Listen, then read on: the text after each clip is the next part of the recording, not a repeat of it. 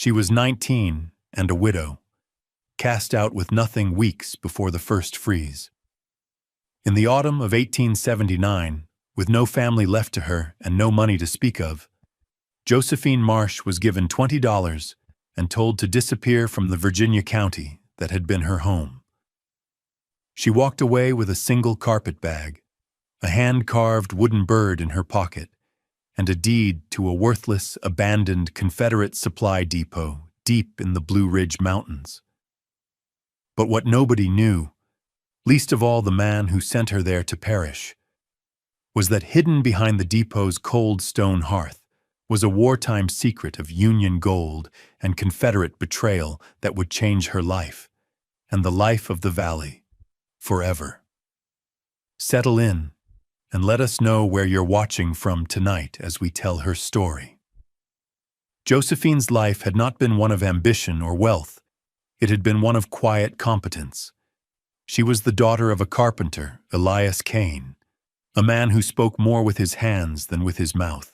He had taught her the language of wood, the tight grain of oak that signaled strength, the pliable nature of pine, the way a well-seated joint would hold against a century of storms. He taught her to see the world in terms of structure and integrity. "Look for the plumb line in a man, Josie," he'd say, his voice smelling of sawdust and pipe tobacco. "And in a house. If it ain't true, it'll fall." He died of a fever when she was 16, leaving her with his tools and his way of seeing. It was this inheritance, more than any other, that would shape her. A year later, she met Thomas Marsh at a church social.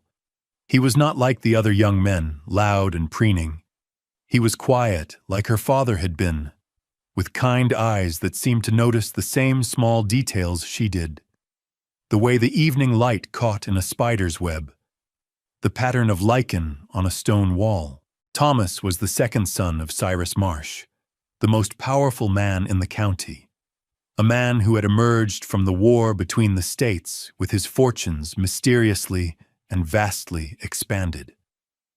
While other families were ruined, Cyrus had built a timber empire, bought the local bank, and held the debts of half the valley's farmers. His house was a monument to his success, a stark white mansion that stood on a hill, looking down on the town with an air of cold authority. Thomas had none of his father's hardness. He loved the mountains his father was so ruthlessly logging, and he found in Josephine a spirit that matched his own. Their courtship was a series of long walks along creek beds and ridgelines, where Thomas would name the birds by their songs, and Josephine would point out the sound construction of an old settler's cabin, long abandoned. On their first anniversary, he gave her a small whippoorwill, carved from a piece of mountain laurel, its form so perfect she could almost hear its call. It was the most precious thing she owned. Their marriage was an affront to Cyrus, who had wanted a strategic alliance for his son, not a love match with a carpenter's daughter. He tolerated Josephine, but his disapproval was a constant, chilling presence in the grand, silent house. For 2 years, Josephine and Thomas built a small, warm world for themselves within the cold fortress of the Marsh estate, a world of shared glances, quiet jokes, and the promise of a future lived on their own terms, far from the reach of Cyrus's ambition. That world shattered on a Tuesday in late September. A falling widowmaker at one of the logging camps, a branch that had hung suspended for years, finally broke free. Thomas was gone instantly. The funeral was a performance of public grief orchestrated by Cyrus Marsh, with Josephine a silent, ghost-like figure at its center. In the weeks that followed, the coldness she had always felt from her father-in-law intensified, becoming an icy, suffocating pressure. He seemed to look straight through her, his eyes already erasing her from the family portrait. She knew her time was limited. The love that had given her a place in that house was buried on the hillside, and she was now just a loose thread in Cyrus Marsh's meticulously woven tapestry of power and control. She spent her days in a daze of grief, clutching the small wooden bird in her pocket, its smooth surface a tangible link to the only real happiness she had ever known. The first colored leaves began to fall from the maples, a beautiful, terrible reminder that winter was gathering its forces in the high peaks, and she had nowhere to go. She was a guest in her own life, waiting for the final, formal notice of eviction. It was not a matter of if, but when, and she knew it would be a quiet, administrative cruelty, as clean and cold as a fresh-cut piece of steel. The end came on a Monday morning, 4 weeks to the day after Thomas was buried. Cyrus Marsh summoned her to his study, a room paneled in dark walnut that smelled of leather and ledgers. He did not ask her to sit. He stood behind his massive desk, a fortress of polished wood, and laid a small stack of papers on its surface. "Josephine," he began, his voice devoid of any emotion, "the estate has been settled. Thomas, in his youthful sentimentality, made no specific provision for you beyond the standard dower rights, which, given your short marriage and lack of issue, are negligible." He gestured to the papers. "The house, the contents, the land, it all reverts to the primary estate. To me." He slid a thin envelope across the desk. "This is $20. It is a gift, a severance, more than generous under the circumstances." He paused, his gaze as flat and hard as a winter river. "I have also had the deed to the old Confederate depot at Miller's Gap transferred to your name. It is a worthless property, of course, but it is a holding. No one can say I left you with absolutely nothing." The cruelty of it was breathtaking. The depot was a ruin, miles from anywhere, a place known to be haunted and unsafe, a shelter fit for animals, not people. It was a death sentence delivered with a lawyer's precision. Josephine did not beg. She did not cry. She looked at the man who had been her father-in-law, a man whose hand she had shaken at her own wedding, and she saw him for what he was, a builder who used broken lives as his raw material. She simply nodded. "I understand," she said, her own voice sounding distant to her ears. She took the envelope and the deed. "I will be gone by morning." She turned and walked out of the study, feeling his cold, satisfied gaze on her back. She went to her room, the room she had shared with Thomas, and packed her single carpet bag. She took her spare dress, a bar of soap, a small tin of matches, her father's whetstone, and a worn blanket. She folded Thomas's favorite flannel shirt and laid it on top. Finally, she took the carved whippoorwill from the mantelpiece and closed her fist around it. She did not sleep. She sat in a chair by the window, watching the moon move across the sky, listening to the house settle around her. It was a house of secrets, she knew. A house built on a foundation she was only now beginning to sense was rotten to the core. Before dawn, while the house was still dark and silent, she slipped out the back door, closing it softly behind her. She did not look back. The gravel of the long drive crunched under her worn boots, the only sound in a world holding its breath for winter. The journey was a slow, deliberate shedding of her old life. She walked east, away from the town where every face would be a reminder of her loss and her new, diminished station. The air was sharp, carrying the scent of wood smoke and decaying leaves. The sun rose behind the far peaks, casting long, skeletal shadows from the bare-limbed oaks and hickories that lined the road. People saw her. A farmer on his wagon, his face grim, gave a curt nod but did not stop. A woman sweeping her porch froze, broom in hand, and watched until she was out of sight. They were Cyrus Marsh's people, bound to him by debt or fear, and they knew better than to offer comfort to someone he had cast out. Their pity was a silent, useless thing. Josephine asked for nothing. She kept her eyes on the road ahead, her back straight, the carpet bag growing heavier with each mile. She walked all day, stopping only once to drink from a cold, clear stream and eat the last biscuit she had taken from the Marsh kitchen. By late afternoon, the main road had dwindled to a rutted track that began to climb into the foothills. The landscape changed. The tidy farms and pastures gave way to dense, tangled forests of rhododendron and pine. The air grew thinner, colder. This was the land Thomas had loved, and the familiarity of it was both a comfort and a fresh wound. He had taught her this terrain, showing her how to read the moss on the north side of the trees, how to find the game trails that were the mountain's secret highways. He had once pointed out the ridge where the old depot was located. They put it there for a reason, he'd told her. Good water, a defensible position, and a view clear down the valley. He'd set it as a point of historical interest, never imagining it would one day be her only refuge. As dusk began to settle, tinting the sky in shades of bruised purple and gray, a cold wind began to whisper down from the heights. It carried the first hint of snow. Fatigue was a heavy weight on her shoulders, and a deep ache had settled into her bones. She was no longer just walking. She was pushing against the encroaching darkness and the biting cold. Finally, as the last light failed, she saw it through a screen of hemlock and bare poplar.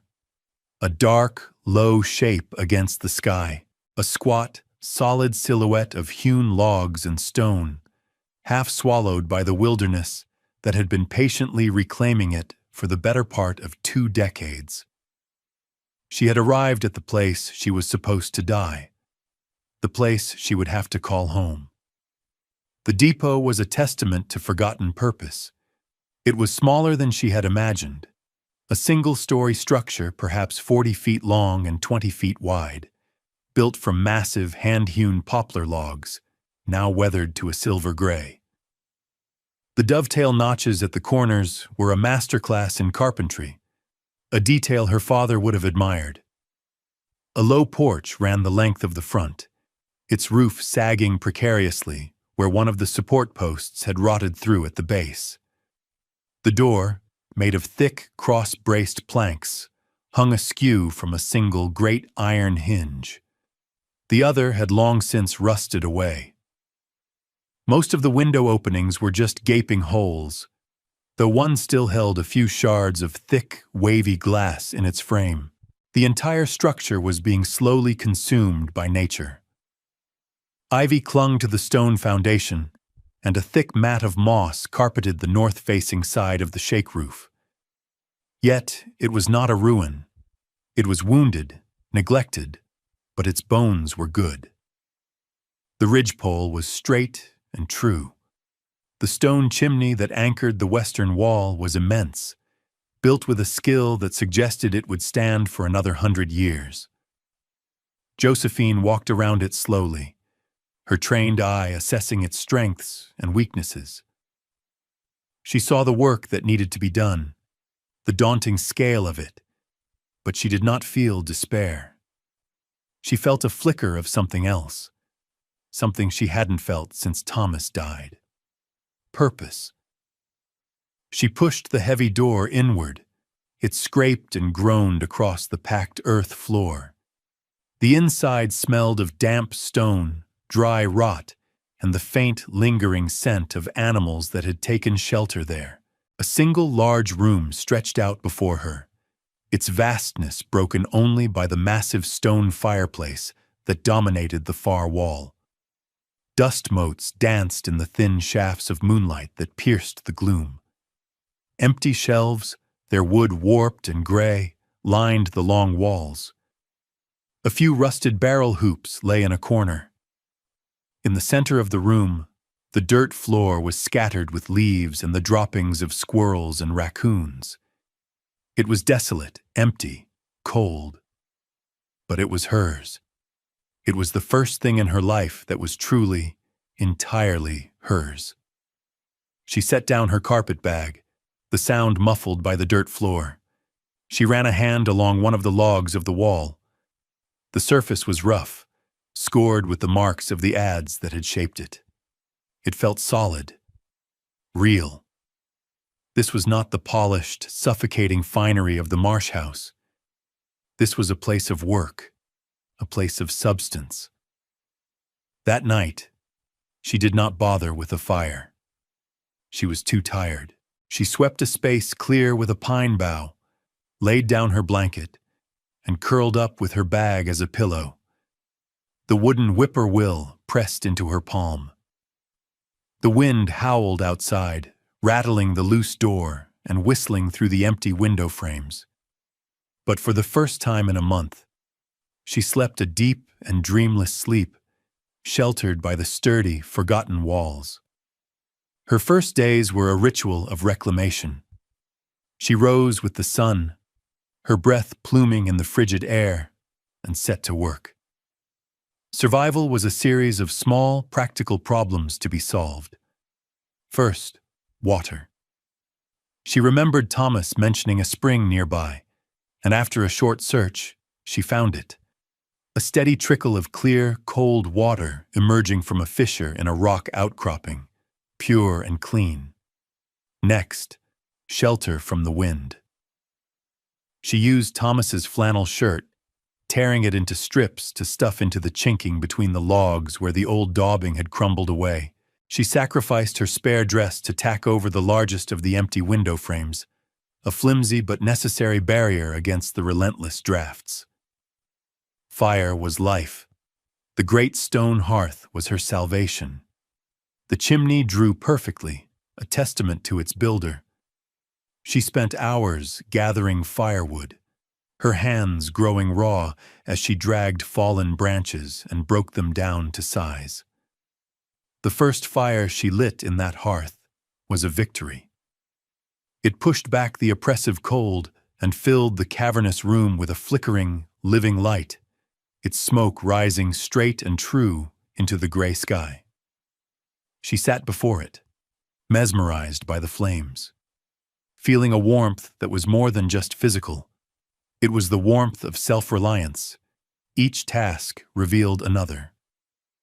The packed earth floor, while solid, was uneven and damp in places. She spent an entire day leveling it, using a flat piece of slate as a scraper, tamping it down until it was firm and relatively smooth. She explored every inch of her new domain, her carpenter's eye cataloging its flaws and its hidden strengths. It was while she was examining the hearth, planning how she might repair the crumbling mortar, that she first noticed the anomaly. The stone wall that formed the back of the fireplace was a massive, solid construction. But to the left of the firebox, extending about 6 feet, the pattern seemed subtly different. The stones were of the same local granite, but the mortar joints were slightly thinner, the color a shade lighter, as if the work had been done at a different time, by a different hand. Her father had taught her to trust such inconsistencies. "A man's work is like his signature, Josie," he'd said. "No two are exactly alike." She ran her fingers over the surface. It was cold and solid. She tapped each stone with the handle of her father's whetstone. Thud, thud, thud. And then, from one large, squarish stone near the floor, a distinctly different sound, a hollow, resonant boom. Her heart gave a single, hard thump against her ribs. She tapped it again, listening intently. It was unmistakable. There was a space behind it, a current of quiet excitement, sharp and clear, cut through her grief and fatigue. She worked with methodical patience. Using the rusted iron pry bar she'd found in a corner, she began to chip away at the mortar around the hollow-sounding stone. It was slow, arduous work. The mortar was old and hard, and her makeshift tool was clumsy. Her knuckles were scraped raw against the rough granite, and her shoulders ached with the effort. But she did not stop.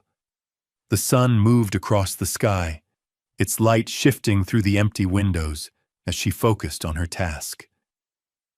Finally, after hours of chipping and prying, the stone shifted. She put her full weight on the bar, and with a low groan of protest, the stone scraped outward, revealing not earth and foundation, but a dark, narrow void. The air that breathed out from the opening was stale, cold, and smelled of dust and dry paper. It was the smell of a place that had been sealed for a long, long time. She worked more quickly now, her breath coming in short, sharp bursts. She removed 2 more stones above the first, creating an opening just large enough to squeeze through. She needed light. She took a splinter of resinous heart pine from her kindling pile, lit it in the hearth, and holding the flickering torch before her, she slid through the narrow gap into the darkness beyond. The hidden room was small, no more than 6 feet by 8, and surprisingly dry. The clever construction of the main chimney had kept it free from moisture for years. Her torch cast dancing shadows on rough stone walls. The space was not empty. In the center sat a heavy, iron-strapped chest, the kind a military paymaster would use. On top of it rested a stiff leather satchel and a cylindrical tin map case, both covered in a thick layer of dust. For a long moment, Josephine simply stood there, the pine torch dripping sparks onto the stone floor, her mind struggling to comprehend what she was seeing. This was not some settler's forgotten cache of preserves. This was something else entirely. She set the torch in a crevice between 2 stones and knelt before the chest. It was locked with a heavy iron padlock, rusted solid. It would be impossible to open without better tools. She turned her attention to the satchel. The leather was dry and cracked, but the buckles, though tarnished, were intact. With trembling fingers, she undid them. Inside, wrapped in oilskin, were several ledgers and a bundle of letters tied with a faded ribbon. She carefully unwrapped the top ledger. The book fell open to a page of neat, precise script.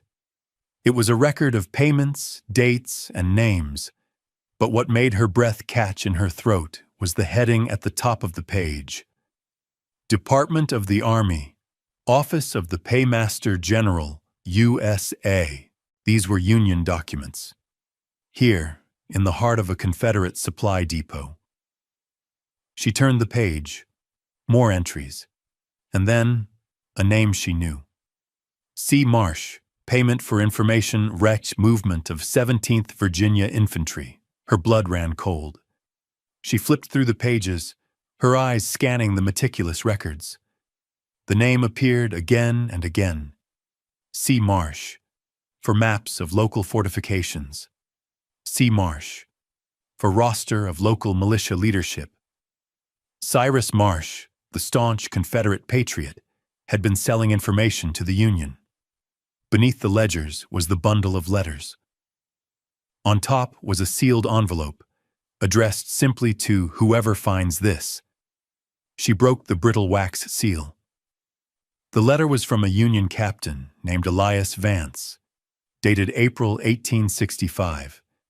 He wrote that he was an intelligence officer and paymaster, betrayed by his local contact, a merchant named Cyrus Marsh, who had led him into a Confederate ambush.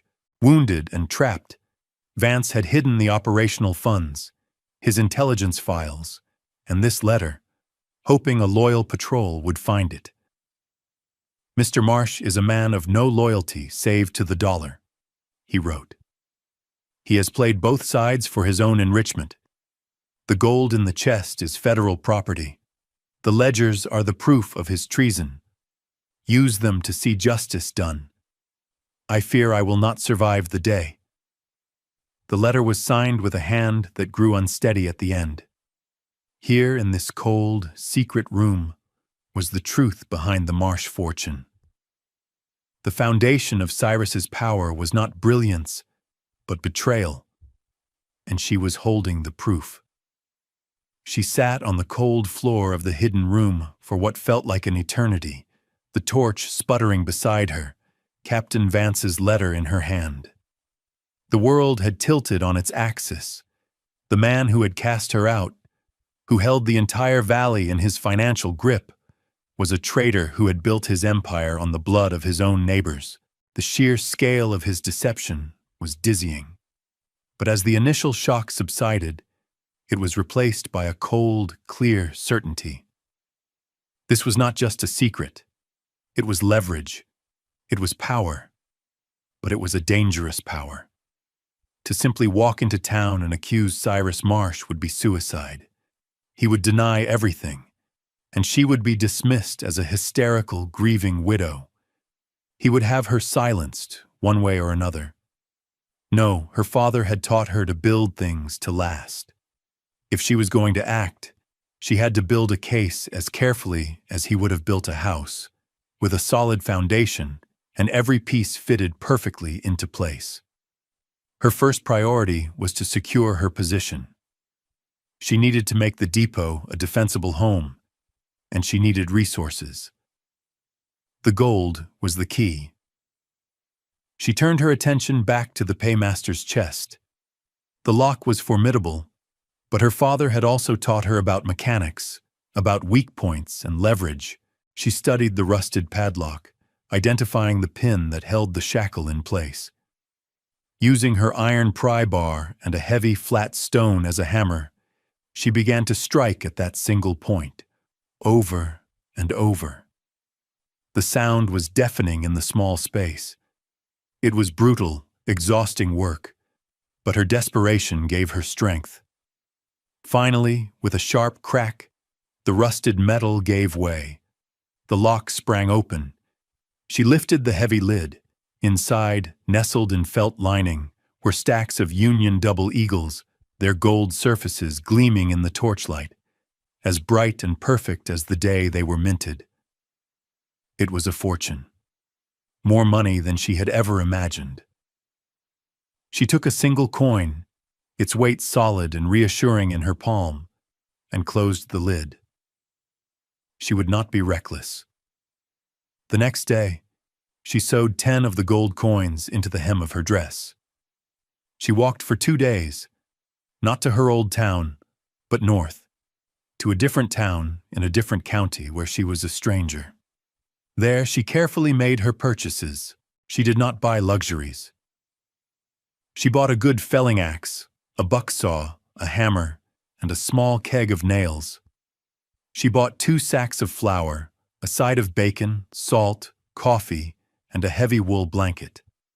She bought 2 panes of glass, carefully wrapped in an old quilt. She paid for it all with a single gold coin, enduring the merchant's suspicious stare with quiet composure. She hired a man with a cart to haul her supplies to the base of the mountain trail, and from there, she carried everything up to the depot herself, load by grueling load. The physical labor was a balm, focusing her mind and body on the immediate task. She spent the next week transforming the depot. She replaced the broken door hinge, repaired the sagging porch roof, and carefully set the new glass in the 2 main windows, securing them with fresh putty. The depot was slowly becoming a home, a fortress, but she knew she could not do everything alone. She needed help, and more importantly, she needed allies. There was only one person she could think to trust, an old mountain man named Silas Blackwood. Thomas had spoken of him with respect. Silas had lost his farm to Cyrus Marsh in a legal dispute over a decade ago, and had lived as a recluse ever since, nursing a deep and abiding hatred for the man who had ruined him. He was her best, and perhaps only, hope. Finding Silas Blackwood's cabin took another full day of walking. It was tucked away in a high, remote cove, a small, impeccably kept log house with a thread of smoke rising from its chimney. Silas himself was as weathered and sturdy as the mountains he lived in. He answered her knock with a long rifle held loosely in his hands, his eyes narrowed with suspicion. He was a tall, gaunt man in his 60s, with a beard the color of frost and eyes as pale and clear as ice. "What you want?" he asked, his voice a low rumble. Josephine did not flinch. She met his gaze directly. "My name is Josephine Marsh, Thomas's widow." Recognition flickered in his eyes, followed by a flicker of pity, which he quickly suppressed. "I heard what Cyrus did to you," he said. It was not a question. "I've taken the old depot at Miller's Gap," she said, keeping her voice steady. "The roof needs work I can't do alone. I'll pay you for your time, in coin." She showed him one of the gold pieces. He stared at the coin, then back at her face, his expression unreadable. He saw a young woman, alone and in mourning, but he also saw something else, a resolve that reminded him of the ancient granite of the mountains. He saw she was not afraid. "Cyrus Marsh is a poison in this valley," he said at last, lowering the rifle. "Any enemy of his is a friend of mine. I'll help you, not for your gold, but for the principle of the thing." He agreed to come the next morning. It was the beginning of her first alliance. Silas was a master of woodcraft, and together they worked on the depot's roof. He showed her how to split cedar shakes with a froe and mallet, and she, in turn, showed him a clever trick her father had taught her for bracing a sagging beam. They worked in a comfortable silence, their communication flowing through the shared rhythm of their labor. A bond of mutual respect formed, unspoken but solid. One evening, as they sat by the fire, Silas told her of others who had been wronged by Cyrus. A doctor whose practice had been ruined by rumors Marsh had started. A family whose land had been seized over a debt that had been mysteriously inflated. He was painting a map of Cyrus Marsh's quiet reign of terror. A few days later, Silas brought a visitor. It was the doctor he had mentioned, a man named Alistair Finch. Dr. Finch was elderly now, his hands stooped with age, but his eyes were sharp and intelligent. He had come out of a sense of duty, hearing that Thomas Marsh's widow was living alone in the mountains. Josephine knew this was a critical moment. After they had shared a simple meal of bacon and cornbread, she made her decision. She led Dr. Finch to the hearth, opened the hidden room, and showed him what she had found. She watched his face as he read Captain Vance's letter. His hands began to shake. "Elias Vance," he whispered, his voice thick with emotion. "He was my cousin. We all thought he'd deserted with the payroll. His name was disgraced." He looked up at Josephine, his eyes shining with tears. "For 15 years, Cyrus Marsh has let my family live with that shame, knowing it was his own lie." In that moment, Josephine gained more than an ally. She gained a strategist. Dr. Finch knew the law, and he knew the people of the valley. He understood that the ledgers were more powerful than the gold. Together, the three of them, the widow, the recluse, and the disgraced doctor, began to plan. News traveled slowly in the mountains, but it traveled surely. People began to appear at her door.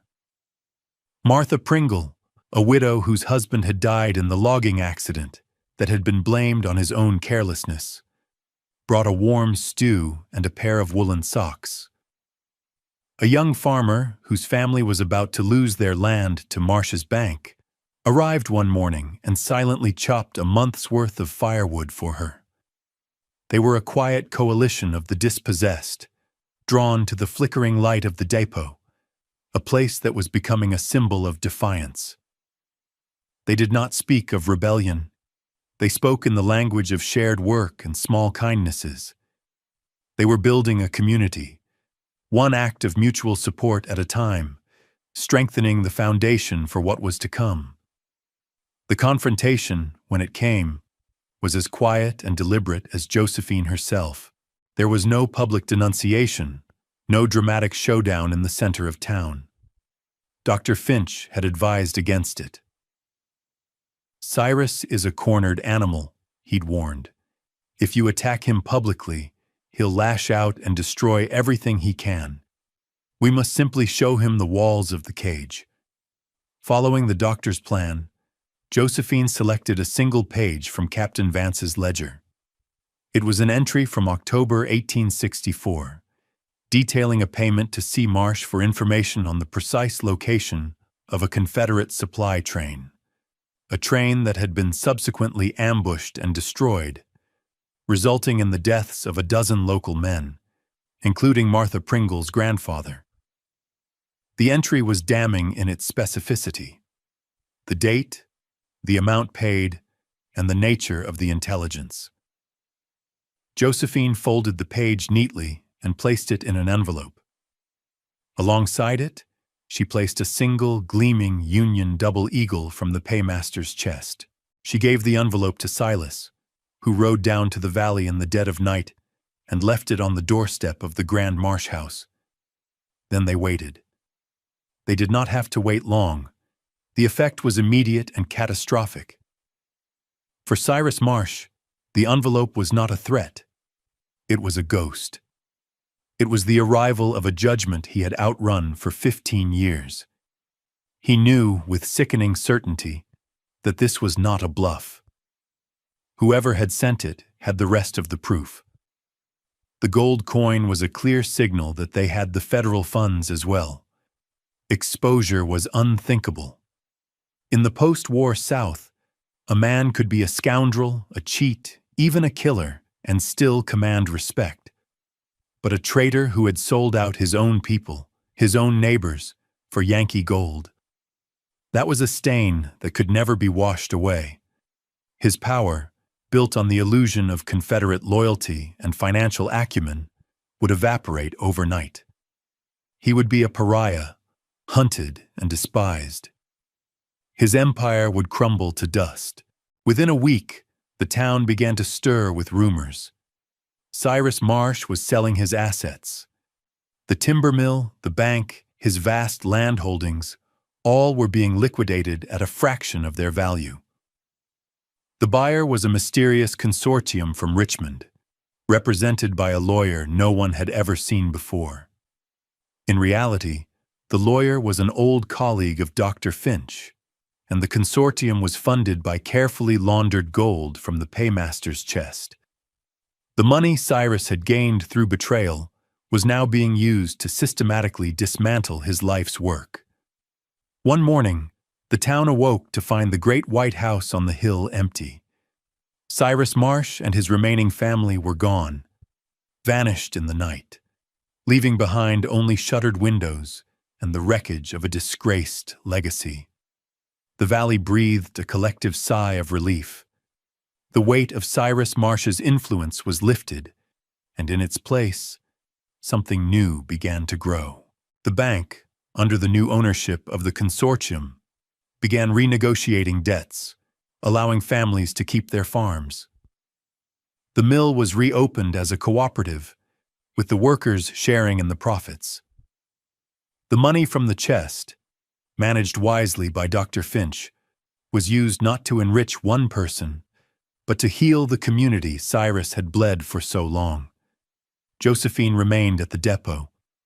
It was no longer a place of exile but a true home, warm and secure, its shelves stocked, its windows bright against the mountain darkness. She became a quiet, respected figure in the valley.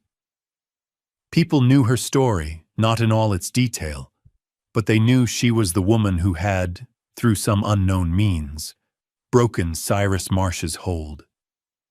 They treated her with a mixture of awe and deep respect. She asked for nothing, but her woodshed was always full, and gifts of smoked ham, fresh-baked bread, and jars of preserves often appeared on her porch. She was no longer the outcast widow. She was Josephine of the Mountain, a woman who had found her power not in wealth or in vengeance, but in quiet integrity and the strength of her own two hands. Winter finally arrived, blanketing the mountains in a deep, silent layer of snow. Josephine stood on the porch of her home, a cup of hot coffee warming her hands, and looked out over the transformed world. The air was clean and cold, the sky a brilliant, cloudless blue. The depot was warm and solid behind her, the scent of baking bread and burning hickory drifting from the chimney. In her pocket, her fingers found the smooth, familiar shape of the carved whippoorwill Thomas had given her.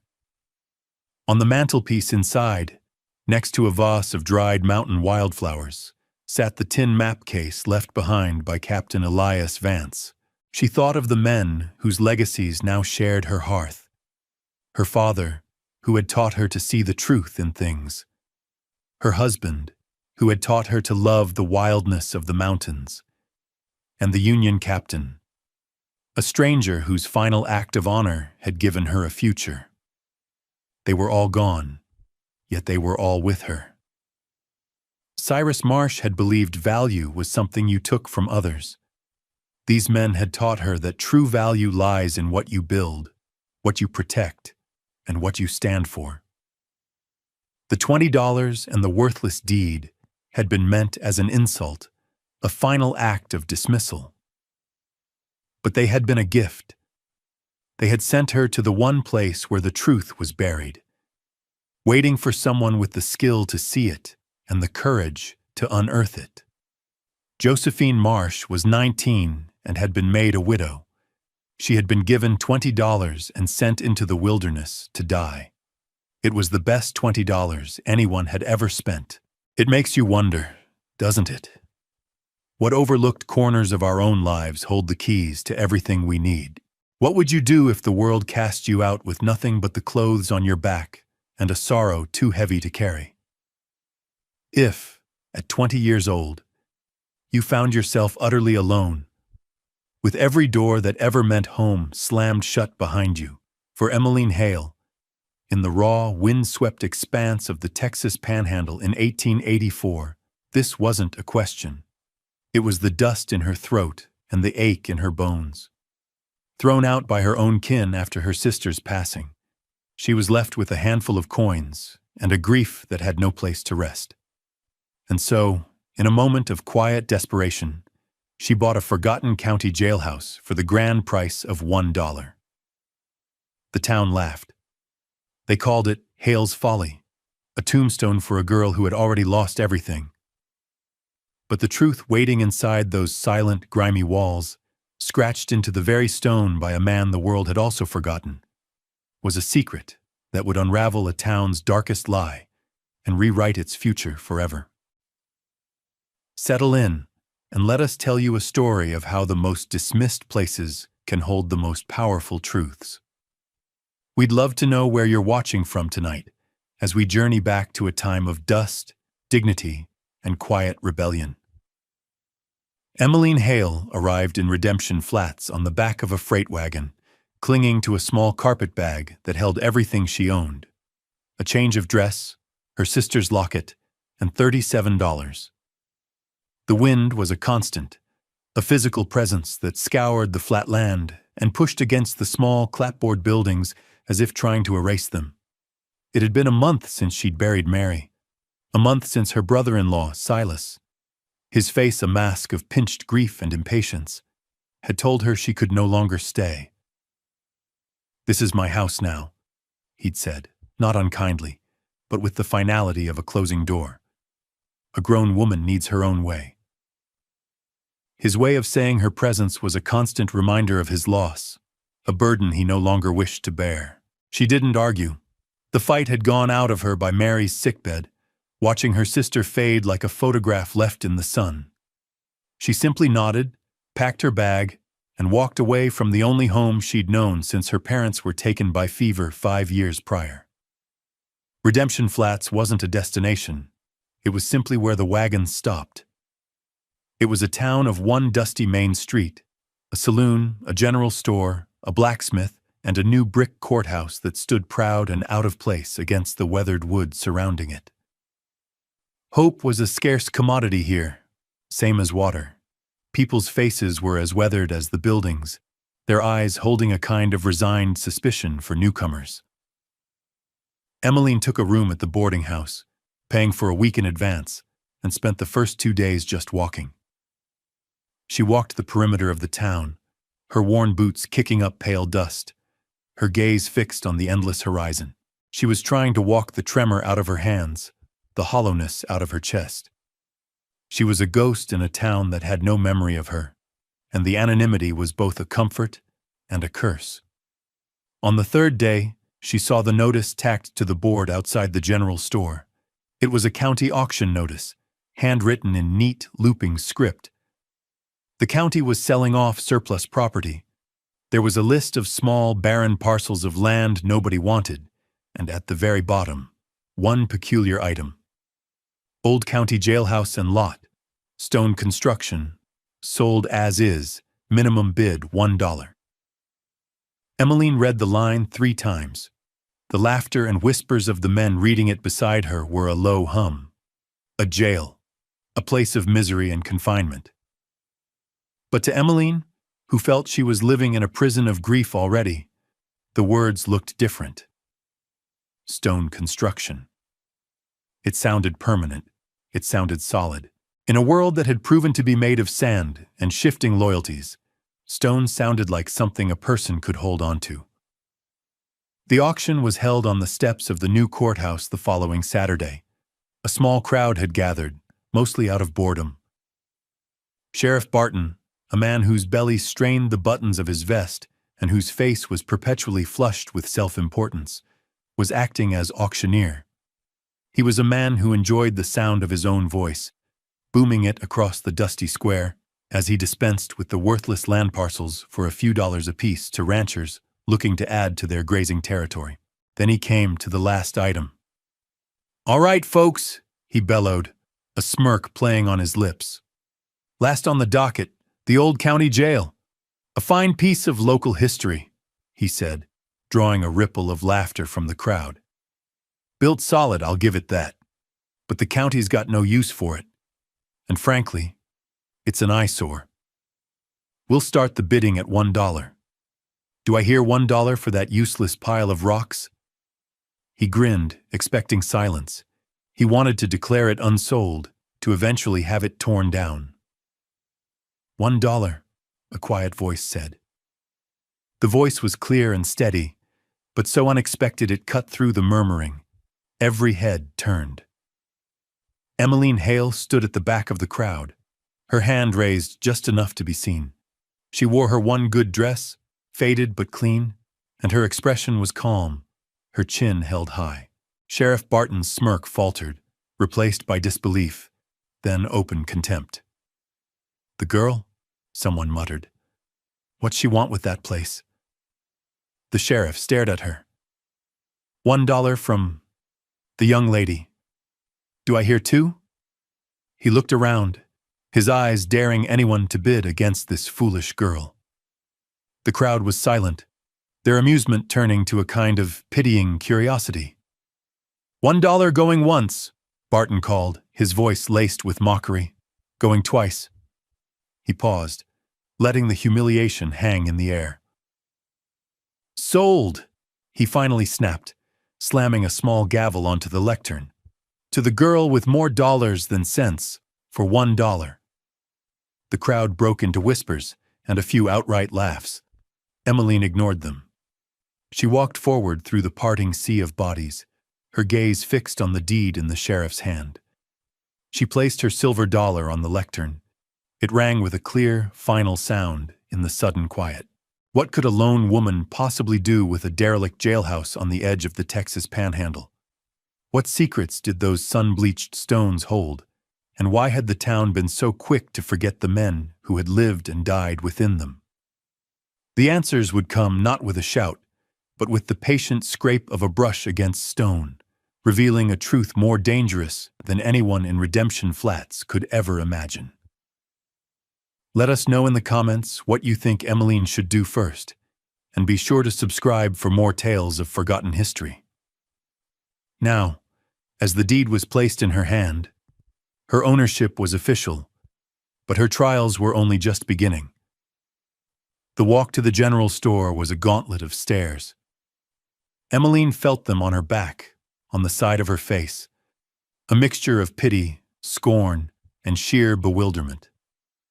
The purchase of the jailhouse had made her the town's newest and most baffling spectacle. Inside the store, the talk ceased the moment she pushed the door open, the little bell above it announcing her arrival with a cheerful jingle that felt entirely out of place. Mr. Henderson, the proprietor, a thin man with spectacles perched on his nose, simply looked at her over the rims. "Help you?" he asked, his tone neutral but his eyes full of questions. Emmeline needed supplies: a bucket, a stiff bristled brush, a bar of lye soap, a sack of flour, and some coffee. The barest essentials for survival and for the monumental task that lay ahead. As Mr. Henderson weighed out the flour, the whispers started again in the corner where a few ranchers were gathered. "Pile of rocks? Haunted, I hear. Old man Rook died in there.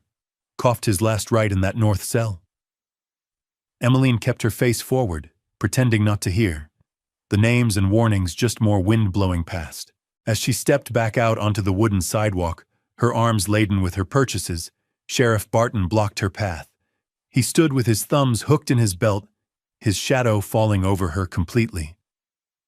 "Well now, Miss Hale," he said, his voice a low, condescending drawl. "Got your housekeeping supplies, I see. Planning on scrubbing the sin out of those walls?" His deputies, standing behind him, snickered. Emmeline met his gaze and said nothing. Her silence seemed to irritate him more than any retort could have. "Let me give you some free advice," he continued, leaning closer, his voice dropping. "That place ain't fit for a dog, let alone a lady. It's a tomb. You'd be wise to sell the lot for scrapstone and get on the next wagon out of town." He was trying to intimidate her, to make her feel small and foolish. He was succeeding in making her feel small, but a stubborn, quiet anger began to kindle in the cold place her grief had occupied. She gave a slight, almost imperceptible shake of her head. "It's my property now, Sheriff," she said, her voice barely above a whisper but firm. Barton's eyes narrowed. He held her gaze for a long moment, a silent battle of wills on a dusty street, before he finally straightened up with a dismissive snort. "Have it your way," he scoffed. "Enjoy your tombstone, girl." He and his men moved past her, their laughter trailing behind them. Shaken but resolute, Emmeline continued down the street. As she passed the alleyway beside the livery, a figure stepped out from the shadows. It was an old woman, her face a beautiful map of wrinkles, her hair in two long gray braids. She was Comanche, Emmeline guessed from her high cheekbones and the intricate beadwork on her deerskin vest. The townspeople gave her a wide berth, a mixture of fear and respect in their avoidance. The woman's dark eyes, sharp and intelligent, fixed on Emmeline. She looked at the bucket and brush in Emmeline's arms, then at her face. The woman took a step closer, her gaze so intense it felt as if she were seeing right through to the bone. She raised a leathery hand and pointed a single, steady finger toward the edge of town, in the direction of the old jail. "Some walls don't hold men in," the woman said, her voice raspy, like dry leaves skittering across stone. "They hold truth still." And with that, she turned and disappeared back into the alley as silently as she had appeared. Emmeline stood frozen, the cryptic words echoing in her mind. She didn't understand them, not then. They were just another strange current in a day full of them. But she would remember them. She would carry them with her, another small, hard possession, as she walked the final 100 yards to her new home. The jailhouse sat squat and defiant at the very edge of Redemption Flats, where the town gave way to the endless, waving grass of the prairie. It was set back from the main road, a solitary block of sun-bleached limestone that seemed to have grown from the earth itself. The roof was slate and mostly intact, but the wooden door hung slack on a single rusted hinge, permanently ajar like a mouth agape. The two windows, little more than slits in the stone, were barred with iron so corroded it looked like skeletal fingers. There was no glass. The wind whistled through them, a low, mournful sound. Emmeline set her supplies down in the dust and simply looked. From a distance it had seemed solid. Up close, it was a study in decay. Weeds grew thick and tenacious from cracks in the foundation. The air around it was heavy with the smell of neglect, of dust and damp and rat leavings, and something deeper, a cold, mineral scent of old sorrow. For a moment, her resolve wavered. The sheriff's word echoed in her mind. Tombstone. It did look like one. A faint scratching sound from behind the building drew her attention. She walked around the side, her boots crunching on loose gravel. There, huddled against the relative warmth of the stone wall, was a dog. It was a scruff of a thing, ribs showing through a coat of indeterminate color, matted with burrs and dust. One ear was torn. It watched her with weary, intelligent eyes, too weak or too defeated to run. It didn't growl, just gave a faint thump of its tail against the dirt. Emmeline felt a pang of recognition. Here was another creature cast out and forgotten, clinging to the shelter of a forsaken place. She broke off a piece of the small loaf of bread she'd bought and tossed it gently. The dog crept forward, snatched it, and retreated to its spot, wolfing it down in 2 bites.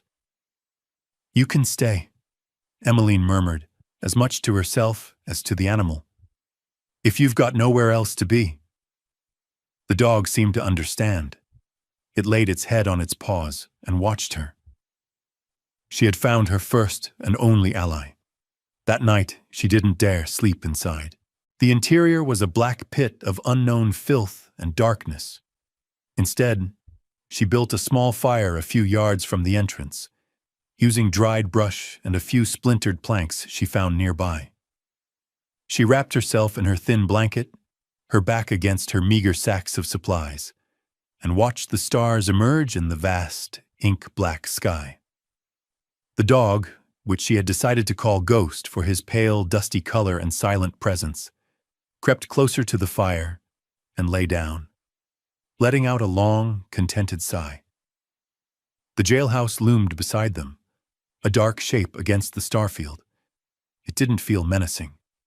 It felt watchful, patient. It had been waiting a long time. Emmeline listened to the wind moving through the barred windows, a constant, low song. It sounded like a voice trying to speak, a story trying to be told. She closed her eyes, the locket with her sister's likeness clutched in her hand, and for the first time since Mary's death, she didn't feel entirely alone. She had Stone at her back and a fellow stray by her side. It wasn't a home, not yet, but it was a beginning. The work would start at dawn. The next morning, Emmeline began. With her new bucket, she made a dozen trips to the town well, hauling water back to the jailhouse. Ghost trotted faithfully at her heels, a silent, 4-legged shadow. The interior of the jail was worse than she had imagined. It was comprised of 2 small cells on either side of a narrow corridor, and a small front office area. Everything was coated in a thick, greasy layer of grime, cobwebs as thick as cotton batting hanging from the corners. The air was stagnant and foul, but the stone floors and walls were solid, the ironwork of the cell doors immovable. It was built to last. She started with the office, sweeping out years of accumulated dirt and debris, chasing out a family of mice. Then, she turned her attention to the cells. She chose the one on the north side, the one the men in the store had mentioned. She propped the heavy iron door open and braced herself. Taking a deep breath, she dipped her brush into the bucket of hot, soapy water and set it against the wall. The grime was stubborn, caked on by years of humidity and neglect. It took all of her strength to scrub, her arms and back quickly beginning to ache. The water in the bucket turned black almost instantly. She worked in a slow, methodical rhythm. Scrub, rinse, repeat. The stone beneath the filth was a pale, cool gray. For hours, she worked her way along one wall, moving from the floor upwards. It was mindless, exhausting labor. But there was a strange peace in it. She wasn't thinking about Silas or Mary or her own uncertain future. She was focused only on the small patch of wall in front of her, on the simple, honest act of making something clean. As the afternoon sun slanted through the narrow window, casting a single beam of light across her work, she stopped to rest. Wiping sweat from her brow with the back of a raw hand, she leaned against the opposite wall. Her eyes traced the newly cleaned section of stone, and that's when she saw them. Faint lines, scratches. At first, she dismissed them as random marks, graffiti left by some long-gone prisoner. But as she looked closer, she saw they weren't random at all. There was a precision to them, a deliberation. A series of short, vertical lines, crossed by a diagonal one like a tally, then another set, and another. Below them, a date, crudely but clearly carved, 1878. Her fingers traced the cool stone. This was more than a mark. This was a record. She moved the lantern closer, her heart beginning to beat a little faster. Beneath the date, almost invisible against the gray stone, was a name. 5 letters, carefully etched with something sharp. J. Rook, the name from the store. The man who had died in this very cell. A shiver traced its way down her spine, a feeling that had nothing to do with the cool air. She was not alone in this cell. The ghost of J. Rook was here, and he had left something behind. The discovery of the name spurred her on. The labor was no longer just about cleaning, it was about uncovering. For the next week, Emmeline worked with a feverish intensity. Every morning she rose with the sun, hauled her water, and began to scrub. Ghost would lie in the doorway, a watchful guardian, his head cocked as if listening to the secrets the stones were giving up. The work was brutal. Her hands were blistered and raw, her muscles screaming in protest. But with every square foot of wall she cleaned, more of the strange markings emerged. They weren't just in the north cell. The south cell held them too. It was a language of scratches, a tapestry of desperation and patience. She realized the tally marks were days, weeks, months, a calendar of confinement. But there was more. Interspersed with the dates were other symbols. Crude drawings of what looked like cattle brands. A lazy S, a double diamond, a circle T, brands she didn't recognize from the local ranches. There were also strings of numbers, sometimes arranged in pairs, that made no sense to her. And then there were the words, short phrases scratched with painstaking effort. Miller Herd, South Fork, Night. Another section read, Widow Hemlock, Deed Forged. At night, by the flickering light of her single lantern, Emmeline began the second part of her work. She used the few precious sheets of paper she owned and a piece of charcoal from the fire to meticulously transcribe the carvings from the walls. She drew the brands exactly as they appeared. She wrote down the numbers and the cryptic phrases. The walls of her small living space, the former jail office, became covered in these strange notes. It was a puzzle, and she felt a growing, urgent need to solve it. J. Rook, whoever he was, had not been idle in his final days. He had been leaving a message, a testament. He had used the only paper he had, the very walls of his prison. This place wasn't a tomb. It was a book. During the day, she would sometimes feel a profound connection to the man. As her hands scraped away the grime, she imagined his hands carving the stone, the slow, patient work of a man with nothing left but time and a story to tell. She felt his anger, his meticulous care, his desperation to not be forgotten, to not let the truth die with him. Her frequent trips to the town well, her buckets now for cleaning instead of just for survival, did not go unnoticed. Sheriff Barton would often watch her from his office across the street, his expression a mixture of suspicion and annoyance. Her persistence bothered him. She was supposed to have given up, to have fled the town in defeat. Instead, she was working on that forgotten building with a purpose he could not fathom. One afternoon, he confronted her as she drew water. "Still playing house in that mausoleum, Miss Hale?" he asked, his voice dripping with false concern. "You're starting to look as haunted as the place itself." Emmeline simply looked at him, her face smudged with dirt, her hands wrapped in rags to protect her blisters. "Just cleaning, Sheriff," she replied, her voice even. It was left in a sorry state. His eyes narrowed, searching her face for something, some sign of what she was up to.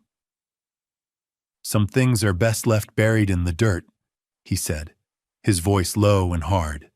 It was a clear warning. But it was too late. Emmeline had already begun to dig. She knew she was onto something, something important, something dangerous. The brands, the names, the numbers. They were pieces of a story someone, very likely the sheriff himself, did not want told. The breakthrough came on a sweltering afternoon 2 weeks into her labor. While scrubbing the lowest part of the wall in the south cell, near the floor, her brush dislodged a loose stone. Behind it, tucked into a small, hand-carved cavity, was a small object wrapped in oilcloth. Her heart hammered against her ribs. With trembling fingers, she unwrapped it. It was the tattered, coverless remnant of a small Bible, its pages yellowed and fragile. Tucked inside was a single, folded piece of paper. On it was a key. A simple substitution cipher. A equals 1, B equals 2, and so on. But it was more complex than that. It was tied to the Bible. A set of numbers like 316 meant the third book, 16th verse. A letter could be represented by the first letter of a certain word in a certain verse. It was ingenious, a code that would mean nothing to anyone without this key and the book it belonged to. J. Rook had made sure his message could only be read by someone who found his hidden tools. That night, her hands shaking so badly she could hardly hold the charcoal, Emmeline began to translate. She started with a long string of numbers she had transcribed from the wall above where Rook had died. Using the key, she cross-referenced the pages of the tattered Bible. The numbers resolved into letters, the letters into words. The first message was clear and chilling. "Barton Sheriff, he is the wolf." A cold dread washed over her. This was not just a record of a prisoner's despair. It was an accusation. She worked through the night, the lantern burning low, Ghost whining softly at her feet as if sensing her distress. One by one, the secrets of the walls gave themselves up to her. The cattle brands she had copied were next to dates. The cipher turned the accompanying numbers into names of ranches. Barton took Miller herd, drove them south to sell, blamed rustlers. The numbers that looked like coordinates were tied to a name she had seen, Widow Hemlock. The translated text read, "Deed for Widow Hemlock's quarter section, forged by Barton after he ran her off." Emmeline felt sick. This wasn't just theft. It was a systematic campaign of fraud and violence by the town's highest lawman. The final, most damning message was carved directly over the spot where a prisoner would lay his head to sleep. It was the longest and the last. She translated it with a growing sense of horror, the words appearing on her paper like a ghost's confession. "Barton shot Hemlock's boy when he came asking questions. Said it was me. He planted the gun. He lies. He is a murderer. God see this truth. J. Rook. Just like that, the puzzle was complete. J. Rook wasn't a killer. He was a witness. He had been arrested and silenced, left to die in this cell with the truth burning inside him. He had spent his last days, his last ounces of strength, turning his prison into a permanent, undeniable record of Sheriff Barton's crimes. Emmeline sat back on her heels. The transcribed pages spread before her on the stone floor. The wind moaned through the bars. It no longer sounded mournful. It sounded like a cry for justice. And she, a girl with nothing, was the only one who had heard it. The knowledge was a heavy, dangerous weight. Emmeline knew she couldn't just walk into the courthouse and accuse the sheriff. Barton owned this town. He would destroy her, and he would destroy the evidence. She needed more. She needed proof that would corroborate the story on the walls. For the next few days, she walked into town with a new purpose. She told Mr. Henderson at the store that she was looking for any old newspapers he might have to use for insulation. He was happy to be rid of a dusty stack from the back room. She spent 2 nights poring over the yellowed pages from 1878, the year of Rook's arrest. She found it. A small article detailing the arrest of Jasper Rook, a drifter, for the murder of Thomas Hemlock. The article, quoting Sheriff Barton extensively, painted Rook as a violent vagrant. It mentioned the stolen cattle, the land disputes, all pinned on this one convenient scapegoat. The official story matched the lies Rook had described. Her next step was riskier. She went to the new courthouse, to the county clerk's office. The clerk, a man named Abernathy, was elderly and meticulous, with ink-stained fingers and a quiet, professional demeanor. Emmeline told him she was interested in the history of her new property and wanted to see the old deed records for the surrounding area. It was a plausible enough request. For 2 days, she sat in a dusty corner of the records room, poring over the heavy ledgers. And she found it all. The original deed for the Hemlock property, signed and sealed, and then, a year later, a new deed, transferring the property to a holding company. The signature on the transfer was a clumsy forgery of Mrs. Hemlock's name, and the notary stamp was from a man who, according to the newspapers, had left town a month before the document was dated. The holding company's owner? A man from a neighboring county, a known business associate of Sheriff Barton. She also found records of cattle sales from that same period. Large, unbranded herds sold for cash by that same associate. The pieces were all there, a trail of paper and ink that confirmed every scratch J. Rook had carved into the stone. Her quiet research, however, had not gone entirely unnoticed. Barton had seen her leaving the courthouse. Her presence was no longer a foolish curiosity. It was a threat. As Emmeline walked back to the jailhouse late one afternoon, the sky to the north had turned a bruised, ugly purple. A storm was coming, a real Texas norther. The wind picked up, whipping dust into her eyes.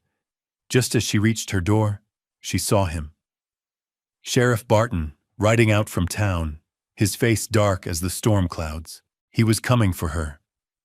Panic seized her for a moment, cold and sharp. Just as he drew near, she heard another sound, the frantic shouts of a man and the terrified cries of a child. A wagon, its rear wheel splintered and broken, was stranded on the road not 50 yards away. A man, a woman, and a small girl were huddled against the raging wind. Barton ignored them, his eyes fixed on Emmeline. But she couldn't. "Get inside!" she screamed at the family over the howl of the wind. "Hurry!" She threw open the heavy wooden door to the jailhouse and helped the mother and child inside, while the father hobbled after them, his ankle clearly injured. She slammed the heavy door shut and dropped the thick iron bar into place just as the first drops of rain, cold as ice, began to fall. Through the barred window, she saw Barton rein in his horse, staring at the closed door, his face contorted in fury as the full force of the storm hit. He was forced to turn his horse and ride back, defeated by the gale. Emmeline leaned against the door, her heart pounding. She had used the jail not as a prison, but as a sanctuary. She had barred the door against the lawman to protect the innocent. In that moment, her choice was made. She would not run. She would see this through. The storm raged all night, a terrifying symphony of wind and rain. Inside the old jailhouse, the stone walls held firm, a bulwark against the chaos. Emmeline shared her meager supplies with the stranded family, the Clarks. The father, John, was a land surveyor from Amarillo. His wife, Sarah, cared for their daughter, Lily, who was mesmerized by Ghost, the dog, who seemed to sense the need for calm and lay quietly beside her. By the light of the lantern, surrounded by the transcribed secrets on the walls, Emmeline found the courage to tell them everything. She showed John Clark her notes, the brands, the coordinates, the story of Jasper Rook. John, a man accustomed to the precision of maps and ledgers, listened intently. He looked over her transcriptions, his brow furrowed in concentration. "These coordinates," he said, pointing to the numbers associated with the Hemlock property. "They're not just for the quarter section. They map out the spring-fed creek that waters the whole valley. Whoever controls that land controls the water for 50 miles. He looked at her, his expression grim. "This isn't just theft. This is a man trying to build an empire." When dawn broke, the world outside was washed clean. The storm had passed, leaving a calm, cool quiet in its wake. John Clark, his ankle tightly bound, looked at Emmeline with a newfound respect. "Miss Hale," he said, his voice sincere, "what you have done here, it is more than just uncovering a crime. You have given a voice back to a dead man." The family's gratitude was a balm to her spirit. They were the first people to look at her, not with pity or scorn, but with admiration. As they prepared to limp back toward town to get their wagon repaired, John made a promise. "I will stand with you," he said. "The surveyor's office in Amarillo has copies of the original plat maps. Barton can't have forged them all. I will be your witness." He was the first pebble in what was about to become an avalanche. News of the family sheltered in the old jail spread through town faster than fire in dry grass. When Emmeline walked toward the courthouse later that morning, with John Clark hobbling beside her, something had changed. The whispers that followed her were no longer mocking. They were curious, uncertain. A few townsfolk, emboldened by the presence of an outsider, began to follow them. By the time she reached the courthouse steps, a small crowd had gathered. She didn't go to the sheriff's office. She went straight to the circuit judge, a stern, fair-minded man named Richter who was in town for the week. She found him in his chambers, with Mr. Abernathy, the county clerk, at his side. Sheriff Barton was there, too, already trying to poison the well, claiming Emmeline was a troubled, hysterical girl. But Judge Richter held up a hand for silence. "Miss Hale," he said, his voice even, "I am told you have something to present to this court." With a calm she did not feel, Emmeline laid her papers on his desk, the transcriptions from the wall, her notes from the old newspapers, the discrepancies she'd found in the deed ledger. She told the story of Jasper Rook, her voice clear and steady in the silent room. When she finished, Barton burst into laughter, loud and false. "This is absurd. The ravings of a dead murderer and a lonely girl. There's no proof." "There is," Mr. Abernathy, the quiet clerk, said, stepping forward. He had been listening, his face pale. "I always had my doubts about that Hemlock transfer. The notary's seal. It wasn't right." He pulled out the original ledger and opened it for the judge. At the same time, John Clark stepped forward, presenting his own professional assessment of the land grab and the forged survey lines. The judge looked from the ledger to Emmeline's notes, then to the sweating sheriff. "The walls, you say?" Judge Richter asked Emmeline. The proof is on the walls? Yes, sir, she replied. Every word. The judge stood. Then we shall go and read them. The procession that walked to the old jailhouse was half the town. Judge Richter, Emmeline, the Clarks, Mr. Abernathy, and a humbled Sheriff Barton, with the townspeople trailing behind. They entered the clean, sunlit cells, and there, on the stone, faint but undeniable, was the truth. The brands, the dates, the names. J. Rook's meticulous, desperate testament, clear as day. The crowd was silent, their faces a mixture of shock and dawning anger. They were seeing their town's history, its deepest wound, laid bare. Sheriff Barton, standing in the cell where Rook had died, seemed to shrink. The bluster and arrogance were gone, replaced by the flat, empty look of a man who had been caught by a ghost. There was no need for a confession. The stones themselves were the accusers. Months passed. The autumn sun cast a long, golden light over Redemption Flats. The town felt different, lighter. Sheriff Barton was gone, removed by a U.S. Marshal and awaiting trial in a federal court. A new, younger sheriff was in his place, a man who spoke quietly and treated people with fairness. The story of Emmeline Hale and the jailhouse had become local legend. People called it the Library of Truth. Emmeline had stayed. The old jail was her home now. She had put glass in the windows and planted a small garden of hardy vegetables and wildflowers out front. The door was never barred. Ghost, no longer a scrawny stray but a healthy, loyal companion, lay on the stone step, basking in the afternoon warmth. The townspeople no longer shunned her. They brought her things, a fresh-baked pie, a spare blanket, seeds for her garden. They would stop and talk, not about the past, but about the weather, the price of cattle, the future. They had looked into the darkness of their own town, and thanks to her, had found their way out. She had scrubbed away more than just grime. She had scrubbed away a long-held fear. One evening, as she sat on the step watching the sunset paint the sky in hues of orange and rose, the new sheriff rode by. He stopped his horse and tipped his hat to her. "Evening, Miss Hale," he said. "Just wanted to thank you." "For what?" she asked.